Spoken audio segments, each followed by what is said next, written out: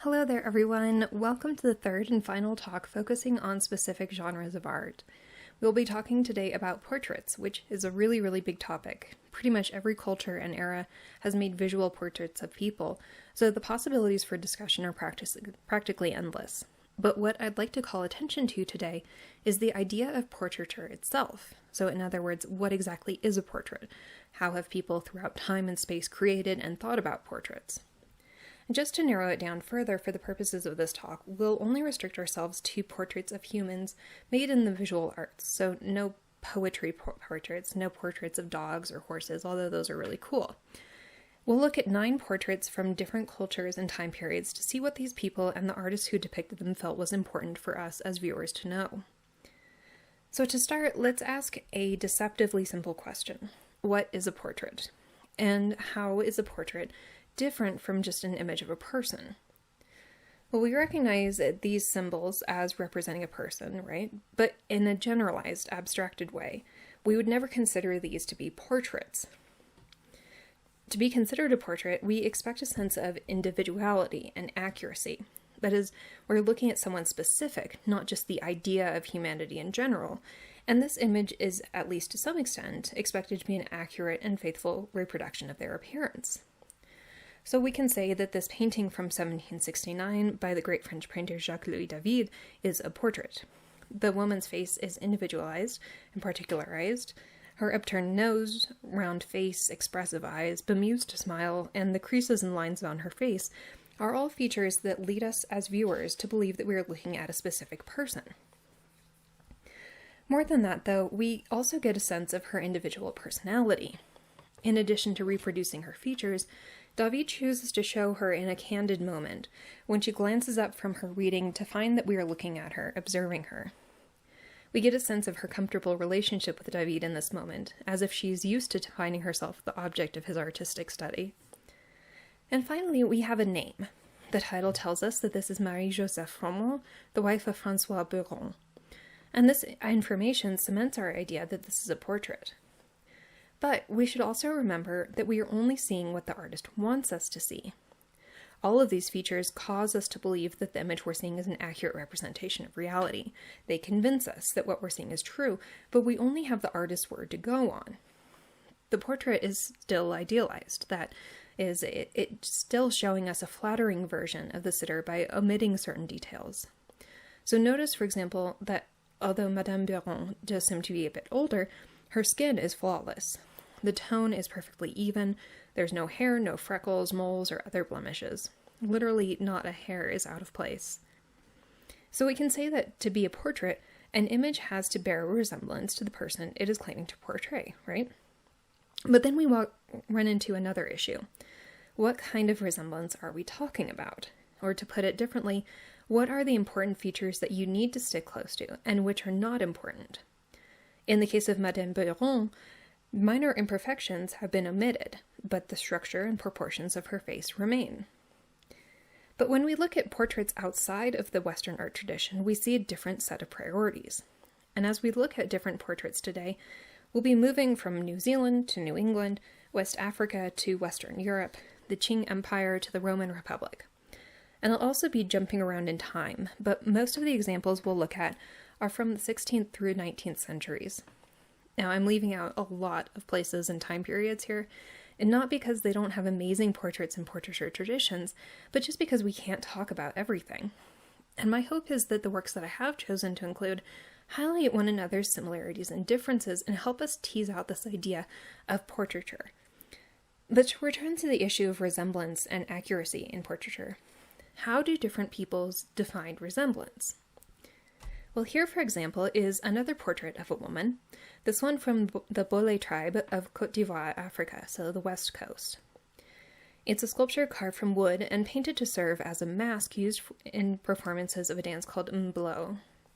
Mblo dances are done for entertainment, at special occasions, and to honor women in the community during their own lifetime.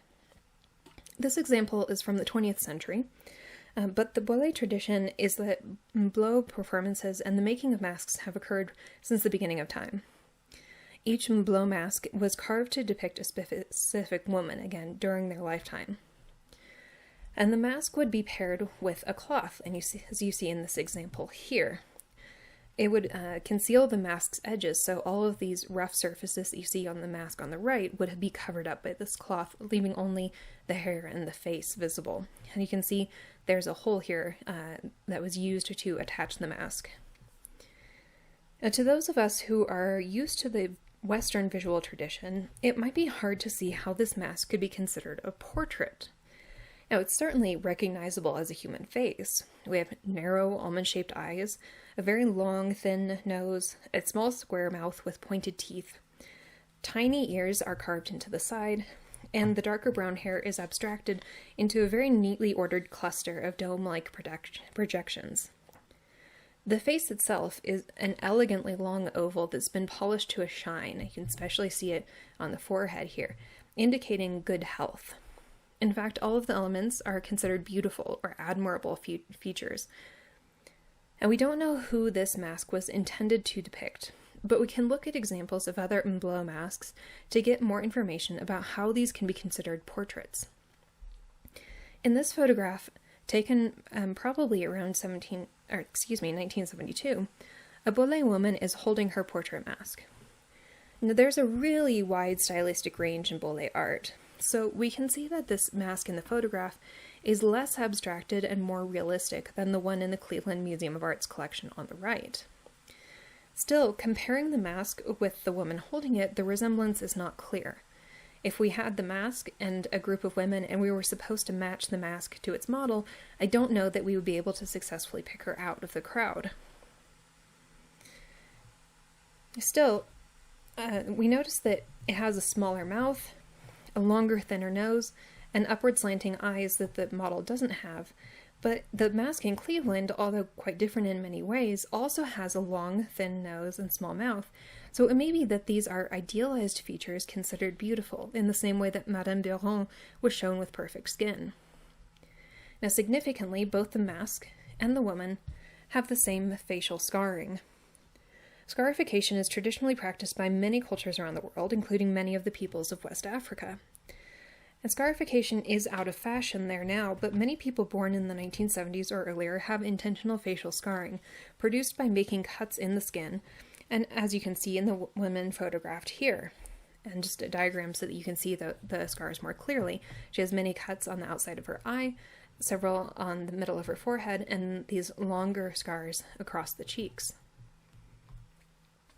Different tribes or groups will have different patterns, so that a person's origin is instantly recognizable by their face. It was considered an essential ritual for inclusion in the community. No scars meant no belonging. It was almost like you weren't a civilized person and could not be part of the community until you did receive some scarification. They are also considered very beautiful and dignified. It was really highly valued at the time, although, as I said, now they've fallen quite out of fashion. Now, returning to our mask in Cleveland, we can see the inclusion of identifying facial scars here as well. They're different from Madame Konabe's because they are from different ethnic groups, but the purpose is the same: beauty and identity. The word that Bollé used to identify these portrait masks used in the Mblot dance is ndoma, which literally means double. So although a man or a woman can dance a ndoma, the woman whom the mask honors, or a close female relative if they're deceased, must accompany the mask. While performing, the masked dancer is treated as if they are truly the woman's double. They're treated with respect and honor. The dancer is not allowed to reveal their face underneath the mask. They have to accept this persona. Now, in these photographs, we see the portrait mask of Moya Yanso, which was commissioned from an artist by her first husband to celebrate her beauty and great skill as a dancer. Her husband, sons, stepsons, and then her granddaughter all danced her mask over the decades, always with Moya presiding. We can see her in the back seated here. When she died, her granddaughter, seen on the far right, accompanied the mask a few times before it was finally sold. Now here we have a very different portrait. but which was also commissioned by the woman's husband and celebrates her beauty, grace, and dignity. This painting was done by one of England's greatest portraitists, Sir Joshua Reynolds, and the woman, Lady Sarah Bunbury, is shown not as an 18th century English woman, but in a pseudo-Roman Greco-antique dress, making an offering to the three Graces, whose statues sit on a pedestal above. Now, this sort of make-believe, role-play dress-up was very common in fashionable circles for women. Here's an example from France, where the unknown sitter is supposed to be in the guise of the Roman goddess of the hunt, Diana. So she has a leopard skin around her shoulders, a quiver resting on the rocks over here, and then a bow in her hands. Of course, her hair and clothing are completely 1752 France, so it all seems a little bit silly in a way to our eyes. But the Roman city of Pompeii had just been rediscovered in 1738, so 25 years before this painting was done. And excavations had been going off and on since then, kind of sporadically. And so all of Europe was basically obsessed, not only with Pompeii, but with the ancient Greek and Roman worlds in general. Joshua Reynolds was the first president of Britain's Royal Academy of Arts, so he was like the guy. And he urged students to study everything about the classical world and to incorporate it into their art, as he has done here with Lady Sarah's portrait. It could almost serve as sort of example piece for what he wanted his students to do. Now, Lady Sarah had married her husband, Lord Bunbury, when she was 17. Reynolds began this portrait the next year and finished it 2 years later when Sarah was 20. She had always been considered a very great beauty, extremely charming. She was, definitely part of the fashionable set, but her marriage proved unfulfilling. 4 years later, she did the unthinkable and eloped with her lover and their newborn daughter. That relationship didn't last, and Lord Bunbury was willing to acknowledge the daughter as his legitimate child and to start over with Sarah, but she refused and went to live with a relative. Finally, a very public divorce ensued in 1776, after which Sarah married again, and this time apparently happily, and they had 8 kids. Now, of course, looking at this portrait, commissioned by her first husband when they were still newlyweds, there's no suggestion that Sarah would prove anything but a faithful and charming wife. What we see here is, in fact, the image of the perfect wife. She is paired here with the three Graces, figures originally from Greco-Roman mythology, who were considered to personify natural beauty, charm, poise, joy, harmony, and a bunch of other virtues. They were often associated with Venus, the goddess of love and beauty, but without the erotic angle that she often has. And in fact, they were also sometimes associated with chastity, which is kind of weird since they were all naked, but whatever. Notice the arrangement of figures in the examples here.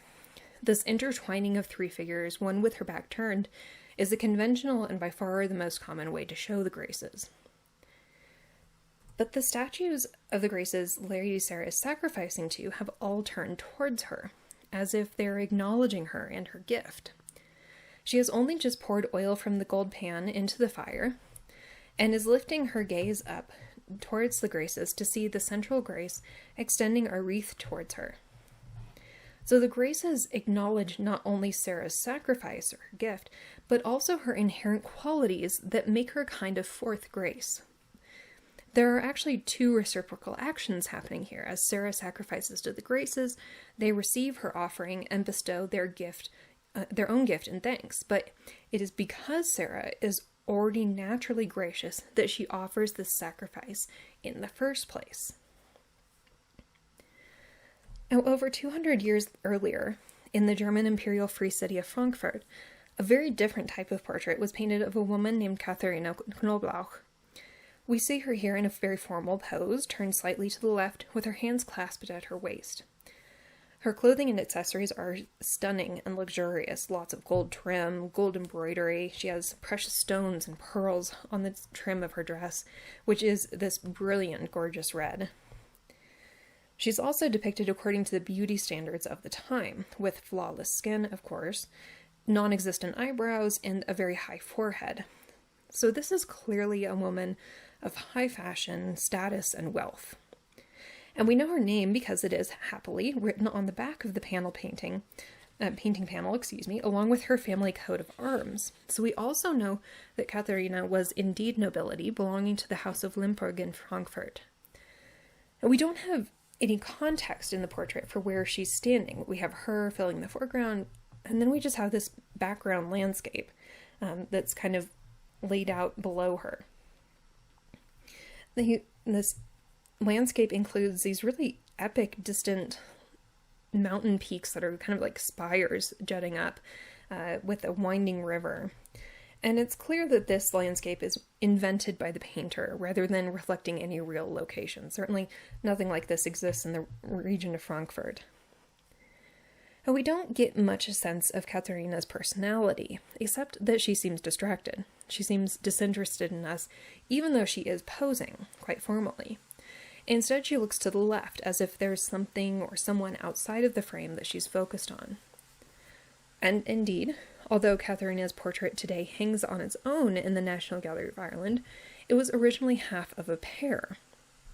Its counterpart is in the Art Institute of Chicago, and it depicts Katharina's husband, Friedrich Rohrbach. And once we have them side by side, it's obvious that they go together. I mean, even this island in the middle has been split in half, so it's like two puzzle pieces that go together, this cluster of trees as well. We have the extension of this same very distinct, very fantastic mountainscape behind Friedrich as well. Friedrich is dressed in these black robes with this very distinct scalloped collar and velvet trim that mark him out as an official in the city of Frankfurt, as some sort of magistrate. Like Katharina's portrait, the back of Friedrich's portrait has his name, the year the painting was done, his family coat of arms, and his age at the time. So this is not just a pair of portraits of a married couple. These serve as documents, witnessing to their marriage. The names, dates, and identities of the sitters are paired with their portraits, like a pair of ID cards, really. And they're clearly a matched set. They distinctly go together, testifying to the union of these two people. This is effectively a visual legal document.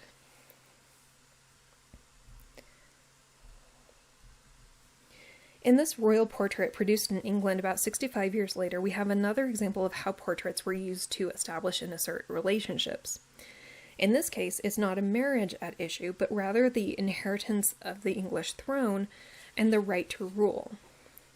We have three rulers here: Henry VIII, Edward VI, and Elizabeth I, who is seated on a throne that you can just barely see. Here's the arm and then the back of the throne that she's seated on.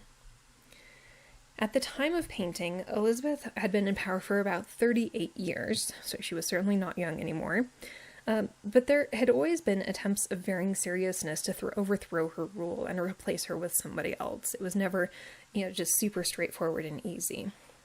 And she'd come to power after a very chaotic and violent period. The matter of royal succession in England was nothing if not complicated in the 15th and 16th centuries. So Henry VII was succeeded by his son, Henry VIII, who made everything super messy by having 6 different marriages, and I'm only showing you 3 here for the reasons of space. But even more complicated, he split the Catholic Church to establish the independent church in England, something that continues to impact British politics and culture very deeply today. Now, Henry's successor was Edward VI, the son of his third wife, Jane Seymour, but he died after just 6 years when he was still quite young. So the problem now was that Henry's first 2 marriages to Catherine of Aragon and Anne Boleyn had been considered or ruled illegitimate. They'd been annulled. So the children produced from those unions were therefore considered illegitimate, even though they had been born in wedlock. So the crown instead went to a cousin who was very much from the royal line, Lady Jane Grey. This led to a national schism between her supporters, who were primarily Protestant, and supporters of Henry's first child, Mary, who was Catholic and therefore supported by the Catholics. Jane Grey ruled for less than a year before Mary seized power and Jane was executed, along with her husband and her father and a whole bunch of other people. Elizabeth survived basically by just keeping a super low profile and doing whatever Mary wanted. Finally, when Mary died after 5 years, Elizabeth was finally crowned Queen of England and Ireland at age 25. So the line of succession went kind of messy. Here, though, we see Henry VIII and Elizabeth in the forefront, with Edward VI between them, linking them, and showing the line of succession from left to right, effectively omitting and ignoring Jane Grey and Mary. The likenesses in this portrait aren't great. They're quite schematic and simplified. They're clearly copied from other portraits, and they're kind of almost caricatures. But that doesn't matter. We're not seeing these individuals as people, but as monarchs, as bodies of power, as something more than just themselves. So the trappings of power, the throne, Elizabeth's crown, the swords, and the Tudor rose around Henry's neck, these are the important elements. Their authority is underscored by the inclusion of the royal crest at the top right corner of the painting. And other than the curtain and the throne, the setting is really vague. It's ambiguous. It exists outside of time, in some kind of timeless space where 3 different rulers can be presented together.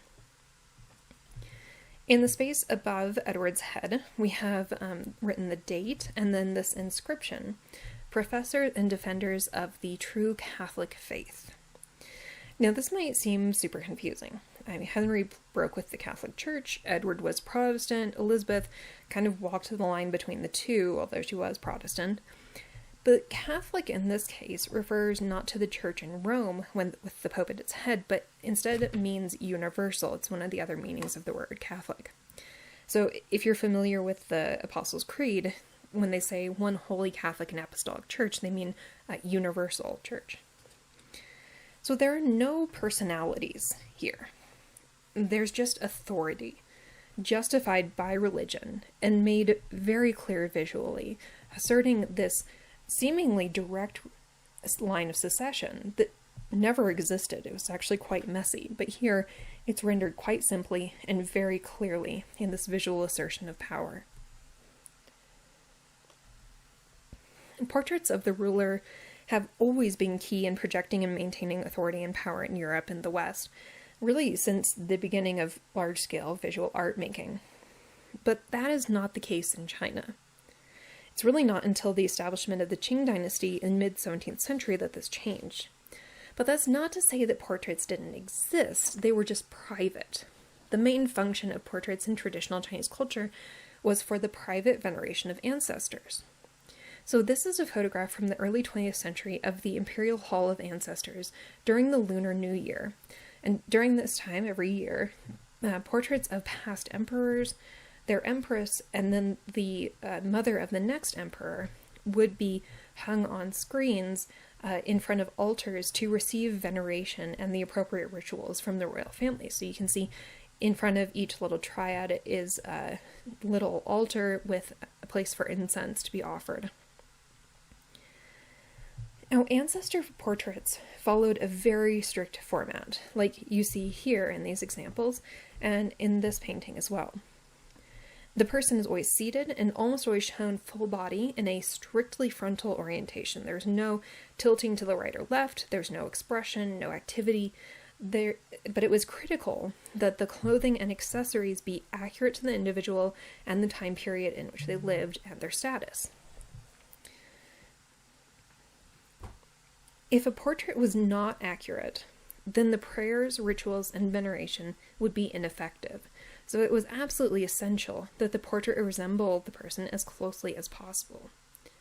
So you can see in this example that while the space in which this man is seated is not terribly convincing, the space is just kind of weird. It doesn't give a real convincing sense of any kind of depth.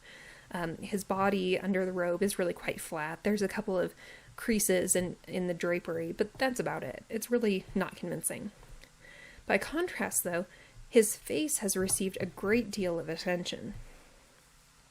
He has a square jaw, slightly drooping cheeks, a really faint mustache, arched brows, and then creases around the eye and forehead that are all very carefully included.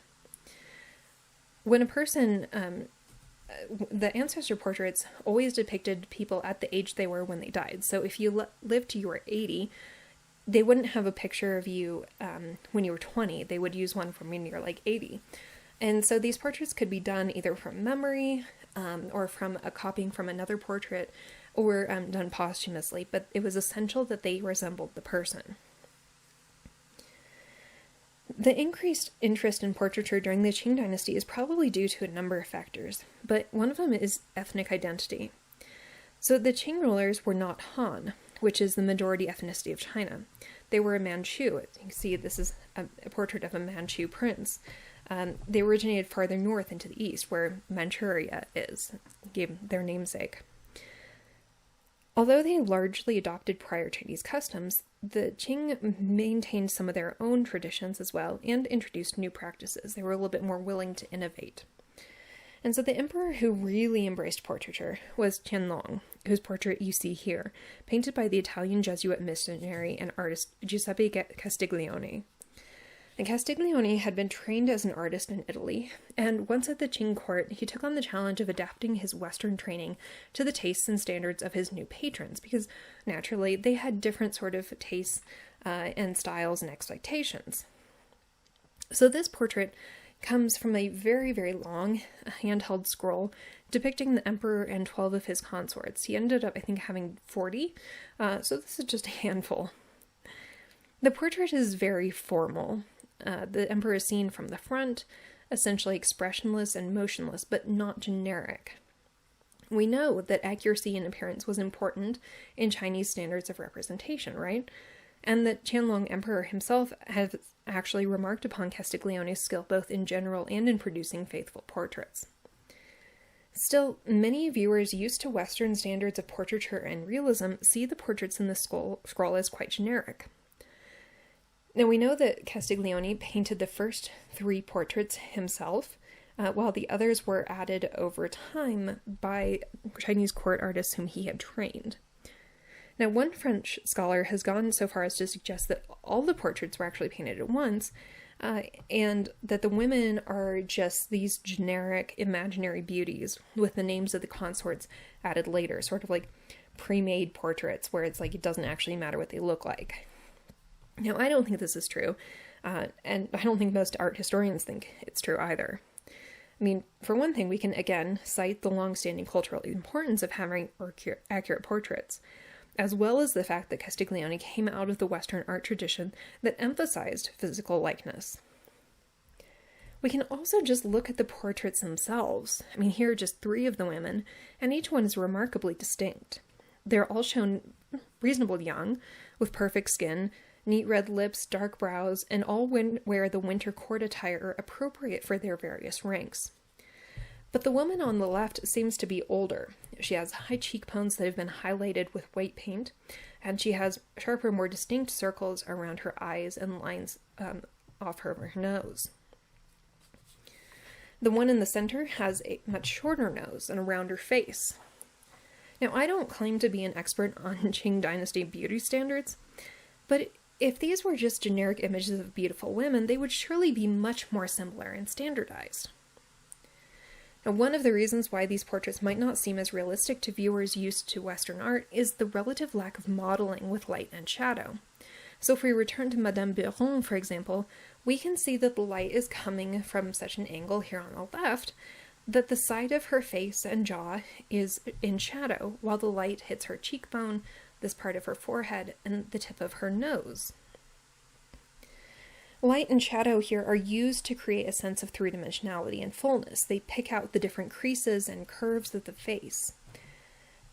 By contrast, the light in Castiglione's portraits is very bright, it's uniform, and seems to come from every direction so that the whole face is equally lit up. There's really no shadows here. So this isn't just part of Castiglione's style, it's characteristic of Chinese portraiture. Again, since portraiture emerged out of the tradition of ancestor veneration, and since that veneration was only effective if the portrait was accurate, a shadowy or obscure face was essentially useless, no matter how realistic it might seem. The whole face needed to be visible and knowable. Now, perhaps the most realistic and visually convincing portraits ever produced are the veristic portraits of the Roman Republic. Veristic meaning highly realistic. This one is my favorite, and one of my favorite works of art ever. Now, if you watched my talk from a while ago on Roman portraits, you've already met this guy, nicknamed the Otricoli Patrician, after its discovery site in Otricoli, Italy. Patricians were the upper class in Rome, able to hold political office, and in fact, public service was really a defining feature of patrician society. Their highest values were dignity, quiet authority, nobility of spirit, service, strength, stoicism. These values were expressed in these highly realistic portraits, in which not only are so-called flaws like warts, creases, and sagging skin included, they're perhaps even exaggerated as desirable. And this was important because it signaled that the person being depicted wasn't vain and didn't care about superficial things. They certainly present themselves neatly, well-groomed and proper, very respectfully, but wholly authentically. You can see by reading their face that they are honest people. Additionally, scars and sign of age are outward indications of experience and the greater wisdom that, hopefully at least, comes with time. So this man wears the proof of his authority on his face, essentially. Now, like all ancient sculptures, this portrait bust would originally have been painted in lifelike colors. And although this changed over time, originally such portraits of patrician men were made later in their life, often when they had achieved a prestigious rank. The portrait would be kept in a semi-public area of the home, called the atrium, along with all the portraits of other accomplished family members, primarily male. And it was both a display of prestige for the family and also a reminder for the family of their responsibilities towards their ancestors and towards their community and the people depending on them. Now, originally such portraits were made of wax or terracotta rather than marble, and were even taken out of the home and carried in funerary processions when a family member died. So these portraits actively participated in the daily life of the family long after the person depicted had passed. They were stand-ins for the ancestors and made them present in a very real way. The Maori of New Zealand have traditionally displayed their stories on their faces as well, though not through natural signs of age, but through a type of tattooing, as you see in this photograph. And rather than simply injecting ink into the skin, Maori tattoos are also a form of scarification, in which the dye is inserted into small cuts made in the skin using a chisel-like tool. So the tattoos, called moko, have color to them, have pigment, obviously, but they also have a raised texture because of the scarring. They're considered sacred, and the process of receiving moko is wrapped up in various rituals requiring purification and avoidance of certain behaviors. Although the various designs and patterns are somewhat standardized, the choice of pattern, their combinations and placement vary from person to person, so that moko are often unique to an individual. Each design has a meaning or symbolizes something, but moko can't be read like a language. It's not like a one-to-one equation of symbol and a word. It's a much more intuitive and subtle process of making the individual's identity and ancestry visible on their skin in a particular way. But what's especially interesting about moko is that in the past, they were treated as equivalent to the person bearing them. In the early 19th century, when Maori and Europeans were first interacting on a regular basis, a member of the Raumati tribe, Tuai, was invited by an English missionary to draw an image of his brother, Korokoro. This is the resulting portrait on paper with ink, and it's a very detailed drawing of Korokoro's moko. We also have two very small eyes and a mouth here. But the moko is sort of unrolled, so to speak, so that it's completely visible. In other words, the moko is Korokoro. For Tuai, this is an accurate depiction, as accurate as the bust of the Otricoli patrician was for Western viewers. Moko were, and still are, considered so integral to an individual's identity and being that Maori chiefs signed early legal agreements with Westerners by drawing elements from their moko, and this was considered as legally valid and legitimate as a written name signature. In 1840, when the Treaty of Waitangi established New Zealand as part of the British Empire, it also, at least in theory and on paper, established equal rights and protection for Maori. So here are some of the Moko marks made by the Maori signatories. On the left it says mark of, and then there's a space, and then on the right it has the name of the signatory. And in this middle space you can see that marks have been made by the individuals. Now, the last portrait we'll look at today is also probably the most well known. It's a painting by the American expat artist John Singer Sargent, who made his career doing portraits of transatlantic high society like you see on the left. His brushwork and paint handling are absolutely stunning, and he was in very high demand, very fashionable. But the painting I want to talk about is quite different from his usual depictions of glamorous women in silk gowns, as it depicts the 4 daughters of one of Sargent's acquaintances, another American who lived in Paris, Edward Darley Boyd.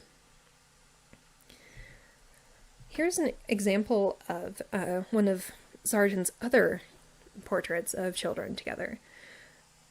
And when the portrait of Daughters of Edward Darley Boyd was first exhibited in Paris, critics didn't really know what to do with it. It was just odd. They didn't really understand. And I think when you make this comparison, you can kind of see why.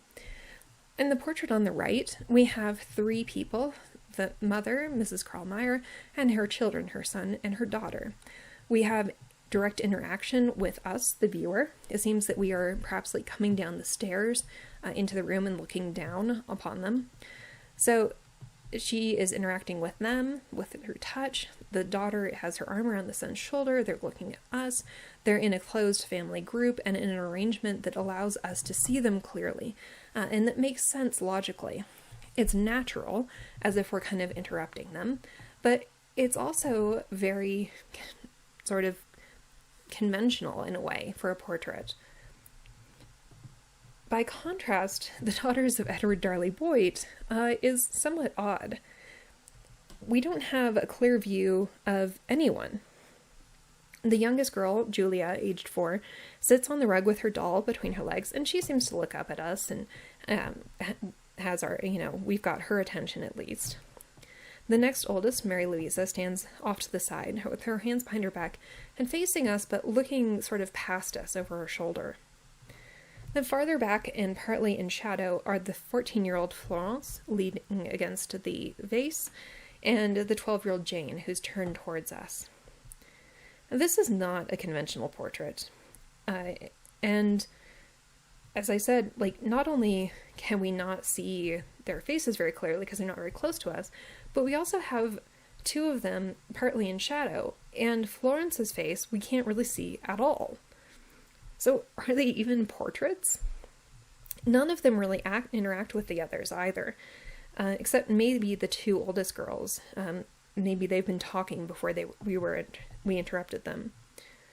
The setting is the foyer of the Boyd's home, but we don't have a great understanding of the space either. It's also quite shadowy in the back. We can barely make out what's probably a mantelpiece with a couple of vases on it and a mirror above. We have one of the vases and then another one that's just cut in half, so we only have a partial sort of understanding of the space that we're in. The girls are not dressed up at all, but are instead wearing their pinafores, which is appropriate for playing around the house, so not dressed for a formal portrait. And the scene is certainly odd. There's a sense of disconnection, of eeriness. The space seems charged with we don't know what. The girls seem to recognize our presence, but they also hang back as if unsure or perhaps unwilling to interrupt the adults in whatever boring business they have. Now, the oldest girl, Florence, ignores this completely, which is, frankly, appropriate for a 14-year-old. But Sargent was deliberately pushing the norms of portraiture with this painting, and trying to do something new, trying to explore space, and how he can still have a portrait without it being quite as easy and as accessible as some of his other works. It's become quite popular with mainstream viewers over time, but really almost overanalyzed by critics because it's just slightly odd and unsettling, and nobody knows still quite what to do with it. Now, as we've gone over all these various portraits from different places and time periods, we can see that there's a very wide variation in what people consider to be important for inclusion in a portrait. We can see that in some cases, wrinkles and imperfections, so-called, in the face and skin is actually valued, that they are good things to have. And in other places, those things are toned down and the person is shown as really just perfect. We can see that sometimes really close adherence to the physical appearance is valued, and other times it's not the structure of the physical face that's important, but rather for example, the moko, the tattoos that are on it, that are considered the portrait and the true self. On the other hand, there are a lot of similarities. Rulers still want to assert power. Women are still valued for various reasons, but there's always a flattering perception of their beauty. Now, we've now finished our mini-series on different genres of art, and in July we'll talk about the Universal Expositions and World's Fairs of the 19th and early 20th century, followed in August by a more in-depth look at how China specifically was represented at these events as the Qing dynasty worked to assert itself on the global stage as a world power. Then the rest of the year will be focused on movements in European art, starting with the Baroque in September, then Neoclassicism, Romanticism, and ending with Orientalism in December. So I hope that you'll join me for those talks. I also want to highlight a few recommended readings if you're interested in some of these subjects, where you can find more information. A lot of the sources that I use and get my information from are kind of obscure, and they're like academic texts, or they're in other languages, but these four are relatively accessible online. The exception is this book by Susan Mullen-Vogel talking about the Bolet, which is basically she literally wrote the book on this subject matter. So it is currently out of print, but may be available at certain libraries. So if you're interested, here are some sources that you are able to check out, and I hope that you enjoyed this talk, and happy reading.